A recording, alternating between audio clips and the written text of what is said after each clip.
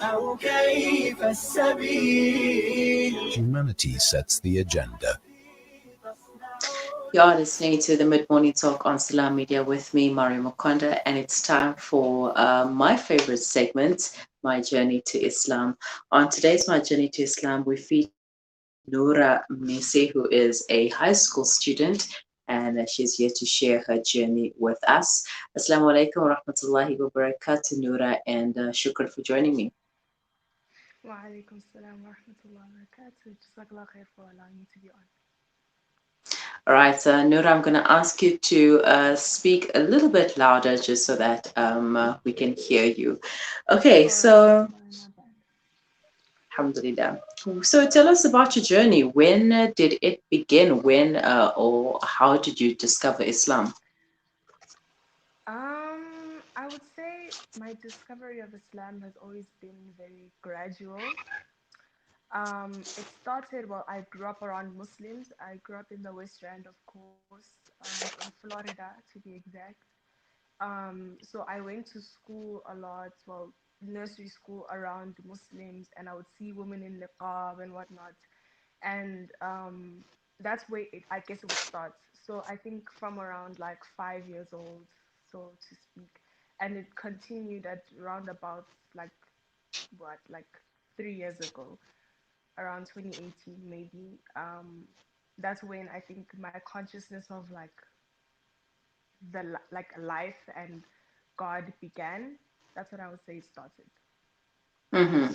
And who inspired you then? Who inspired your journey to Islam? Um, in the way my story is planned out or the way it is, it's very unique because there's no specific person. Rather, it's a group effort. Many people online. My biggest, like, my transition from Christianity to Islam happened mostly online. So I would say many people, but if I had to say, I would say many of the people at Speakers Corner in the UK, many people like the Muslims in Speakers Corner inspired me. I guess I would say. Okay, mashallah. Now, speaking about online, you are very active on social media. So, how has that helped you in your journey? Um, it helped me a great deal. I think it helped me to be exposed to the ummah. I don't think I was very intact because around me you find many churches, but you'll find maybe like one masjid. Like at the mall, the only place that I know of Muslims I've seen is at the malls, Clearwater and whatnot. Um, I think it has helped me get intact and understand how Muslims are. When you get into Islam and you understand that, oh, I'm a Muslim, it tends to like be a robotic thing. It tends to be like, oh, you just say assalamu alaikum when you see people, and then you tend to understand that like Muslims are actually people and you're not the only one. So I think that's how it helped me. Mm-hmm, mm-hmm. All right, and obviously on social media, there's a lot of dynamics going on there. So, being a new Muslim, how do you cope around those dynamics? Because there's so many differences amongst Muslims and amongst Islam. So, you coming from a Christian background, how do you cope around those dynamics? I think I would say just have a little bit of mercy for yourself. Have a little bit of mercy because many people can be unkind or very like, oh, Islam is like this, Islam's like this, and it's like, okay, even though I haven't studied much, I know that Islam has, various of a difference of opinions. So you have to be very like take everything with a grain of salt because not everybody has studied, and sometimes it comes from a place of, oh, I'm right, and it's like, well, maybe, you know. So I think you just have to be very merciful with yourself. Take everything with a pinch of salt. Muslims are just trying to guide you. You'll get to decide at the end of the day. Hmm. And how did your parents react when you told them about Islam and then you wanting to revert to Islam? Okay, so I think I'll start by telling this part of the story that I Mhm. had a conversation with my father. I remember documenting it in my journal. This is journal, I think my social media knows it is the blue journal, more of a teal color, more of a teal color. My father basically, I had a conversation with him and I asked him, "Do you think there's one God?" And he was like, "Well, yeah. Do you think everybody has the same God?" He's like, "Well, I mean, of course." And then I sort of took it as if, like, if I took my Shahada, he wouldn't mind. And then when I actually did take Shahada, they didn't, I started wearing hijab very, very, very, very, very soon after my shahada. It was almost the first thing I did. Didn't even learn how to pray yet. I learned how to pray about a month after, but I didn't even learn that yet. And I started wearing hijab almost immediately. Then my parents were like very off thrown by that. They were like, "Oh, how does that work?" I think um, they started like, "Oh, what's that thing on your head? Take that thing off. Be free, be a child, be a girl. And it's like, well, this is how I want to express myself." And then I remember this year in Ramadan, they found me reading my Quran. There were a bunch of books on my bed. Siratul Mustafa, the one with the Masjid al-Nabawi on it. There was my Quran over there, my musalla in the corner, many things, and they were very off thrown by it, and they thought I was in a moment of like compromise. You know how it is. You can get very scared for your child. They were very scared. Like, I don't know what's going on with my child. I don't understand why she wants this new change. And I had a conversation with them. It was a very heart to heart moment. But they were very thrown off. And it was very scary for me to be approached like that. My parents, they weren't very supportive. I'm not going to lie. But I think every day as I show that Islam is a very normal thing, it's not like a scare tactic. They're receptive to it, alhamdulillah. But it was a very negative reaction from the onset. Mhm. And how are they dealing with it now?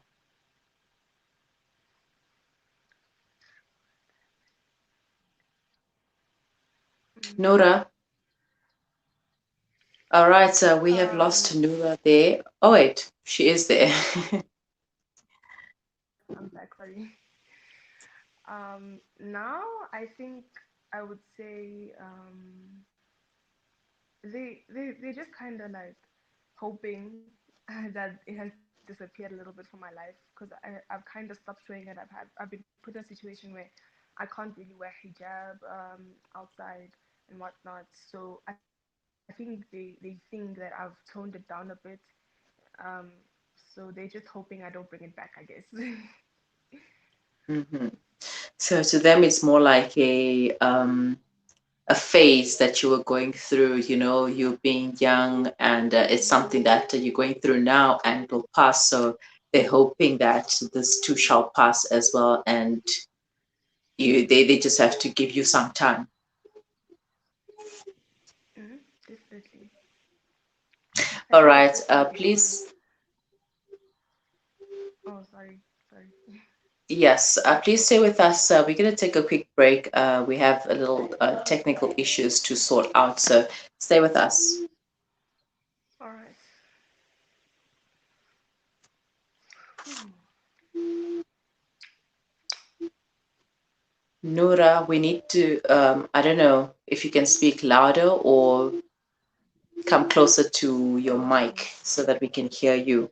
It's too soft on our side. Okay. Okay. Inshallah.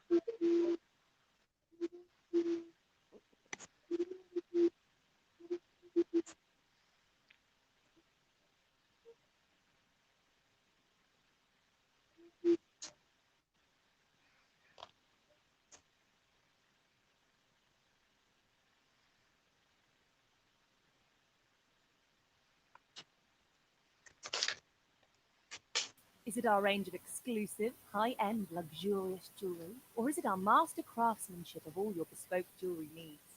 We believe it's because at Randry Jewelers, we know just how to make those special moments last forever. Whether it's for a wedding, anniversary, or just a simple gift to show your love, trust Randery Jewelers to make it special. www.randeryjewelers.com. Make your moments last forever with Randery Jewelers, the family name you can trust.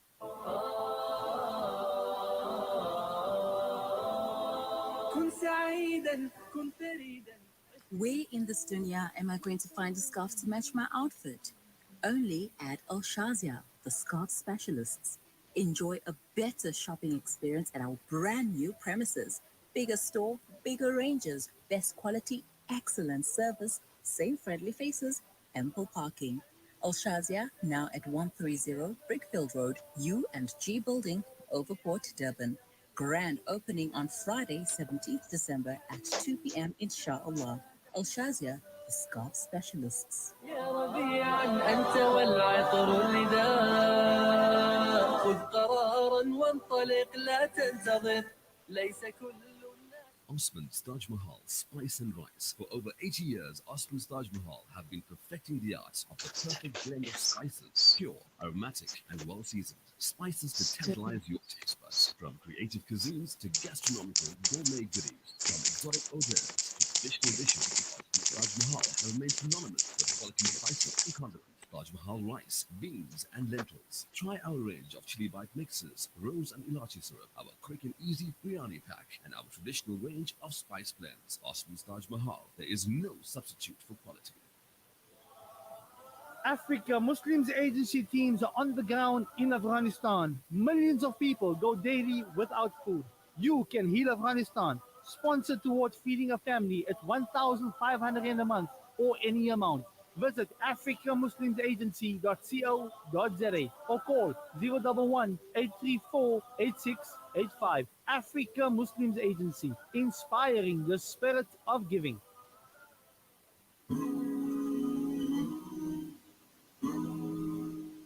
Rejuvenating media day by day. This is Salam Media.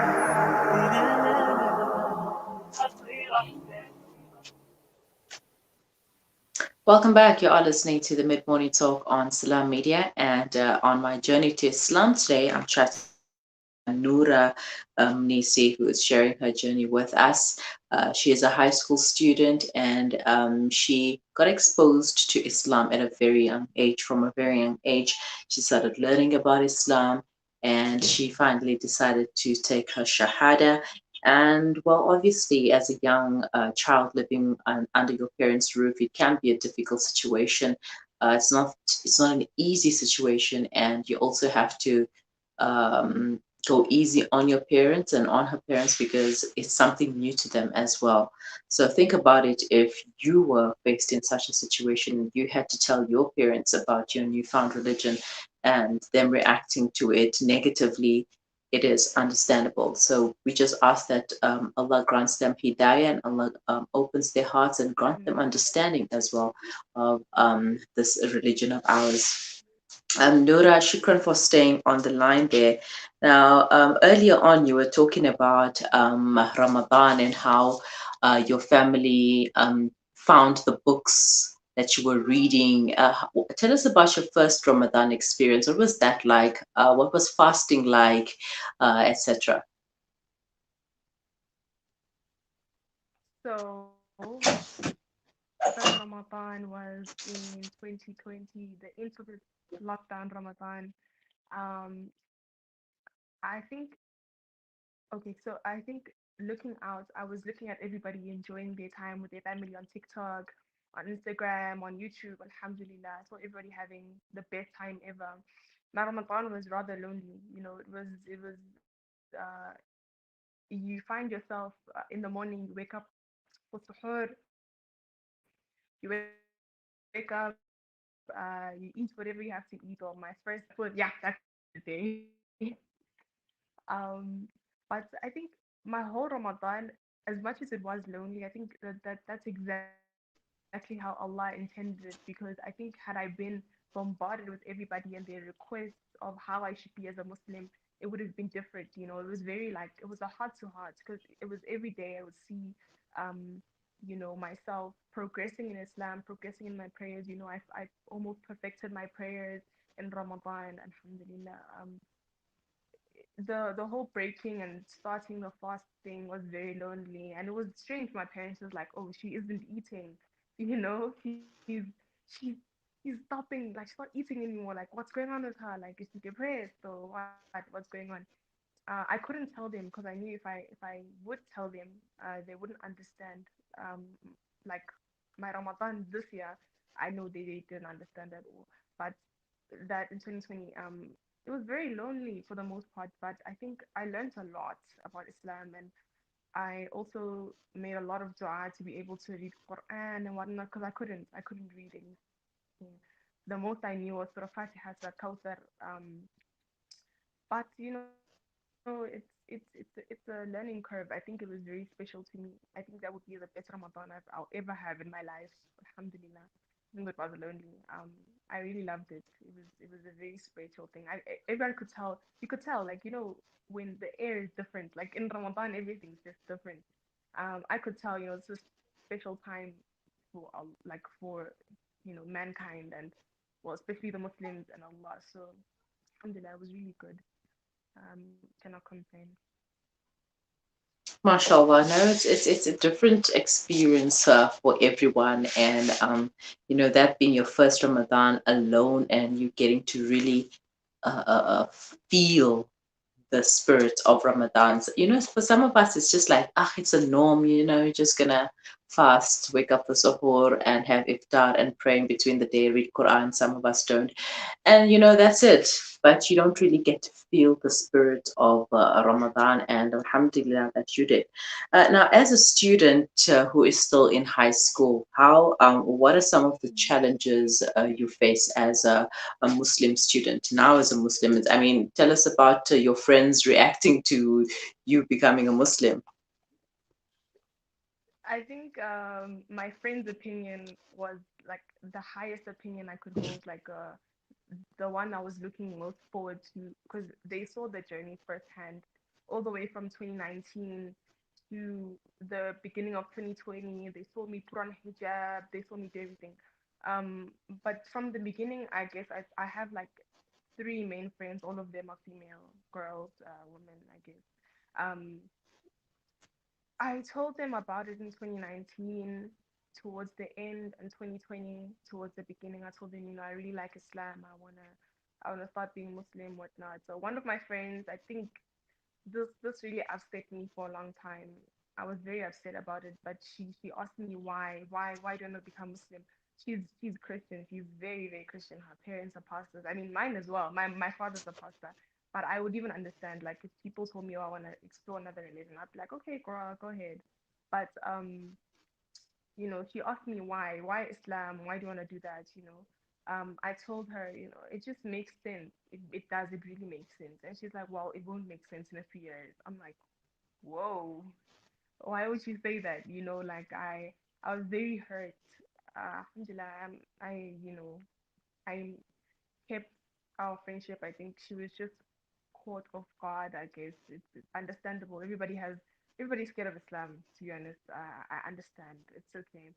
But yeah, she was really scared. She was really like put off. She was like, oh, I don't understand why you won't like Christianity anymore or whatnot. But everyone else was understanding. They understood it was my journey to take. Um, yeah, most of my friends' reactions were positive. They were really willing to learn with me, take me hand in hand and go learn with me. Um, and even still today, you'll be like, oh, is this halal? Is this haram? Stuff like that. But yeah, alhamdulillah, pretty good all around. MashaAllah, and do you have any Muslim friends? Um, not many in real life. When I did accept Islam in like 2020, um, I started like looking around for people who are around me that could be Muslim, just paying specific attention to what people say. I remember I was walking on the field one day and I heard someone say, "Oh, I don't do that, I'm Muslim." And I turned around I turned around so fast. I was like, "Who's that?" And then I saw it was one of my now like acquaintances, friends, Smile, CK. Um, I think as I started like learning more and more about Islam after Ramadan, I got in contact with him and he's like, "Wow, you know so much about Islam. What like how?" I'm like, "Yeah, well, I'm considering it." Da, da, da. Well, I was already Muslim, but I was like, "Yeah." I'm considering it. So I think that's one of them. And one of one of one sister came to me one day. I was talking at my school's event about sisterhood and whatnot. And I really believe in sisterhood, seeing as I'm Muslim, and we believe in that. We have that concept. I was giving a talk, a closing talk, and I was telling people about Allah and whatnot, and like mercy, whatnot. You know how it goes.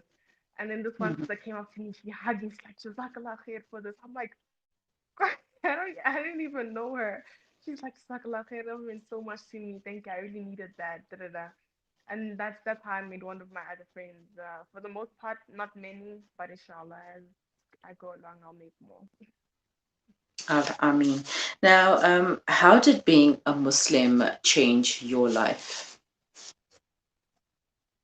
I think for the most part, it gave me more discipline, and not like discipline as in, oh, like I wake up like early morning, like of course that's one of it, but like it's not, that's not how people perceive discipline, as that like, oh, I do this, I do that every day. Like it gives me more awareness of what I should and shouldn't be doing, because normally when I wasn't Muslim, I'd go off on a whim, like whatever happens happens, like God will forgive me, type thing.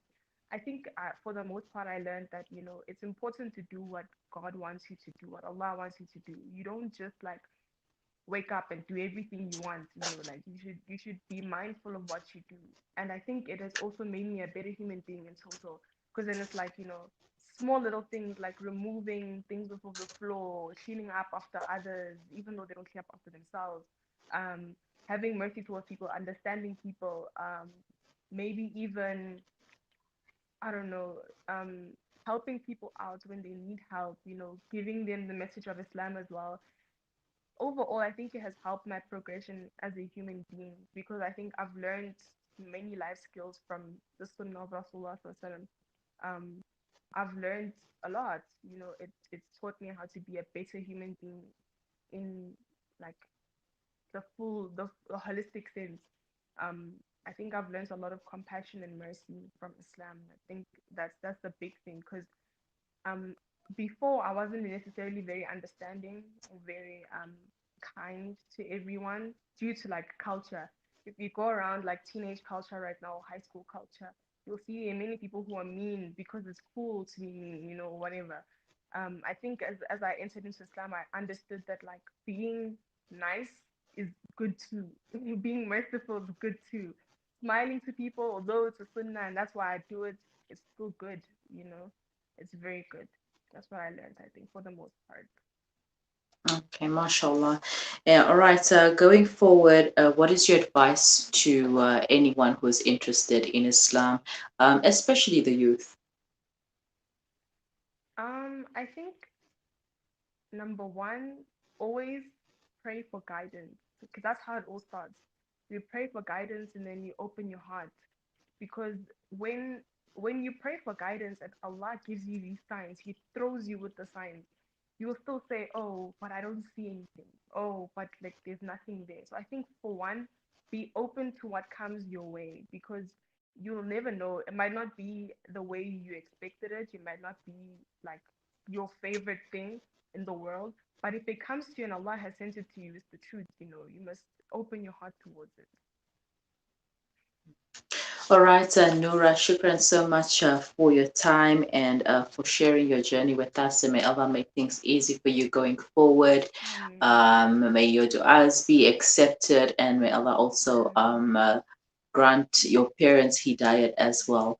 And may they Ameen. also see the beauty and the light of Islam. Jazakallah so much for your time and have a Ameen. wonderful day. Assalamu alaikum. Ameen. Wa That was Nura Mnisi sharing her journey to Islam with us. And if you would like to share your journey with us, you can get in touch. The number is 061 That is on WhatsApp, and you can leave your details on Facebook. Just send us a DM, Facebook, Twitter, and Instagram, and we would love to hear your previous stories as well.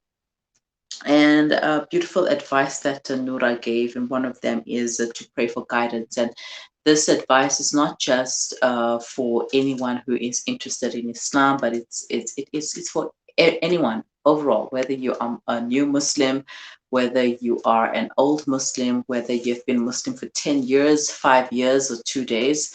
Uh, always pray for guidance. Always pray that Allah grants you hidayah, that Allah opens your heart to understanding and to learning new things and new information all the time, and always be willing to learn as well. Learn and teach others. We're here to learn. We all know the saying, if we don't seek knowledge from the cradle to the grave. So that is what we are supposed to be doing. We're seeking knowledge and we're learning from each other. And when a revert Muslim comes to you and asks a question that you don't know the answer to, or even if it's not a revert Muslim, if it's anyone, and they ask you a question that you don't know the answer to, that is your opportunity to go and do the research for you to learn. That is God, that is Allah sending a message to you, a sign that, look, you need to learn more about your deen. You need to learn more about the things around you, everything that is happening around us. You need to go and learn. You need to educate yourself. You need to stay woke. We come up with all of these words, but do we even use them? I don't know. So pray for guidance and open your mind and open your heart to receiving information. And once again, get in touch with us, 061 766 0355. You are listening to the Mid Morning Talk on Salam Media with me, Mari Mukwanda.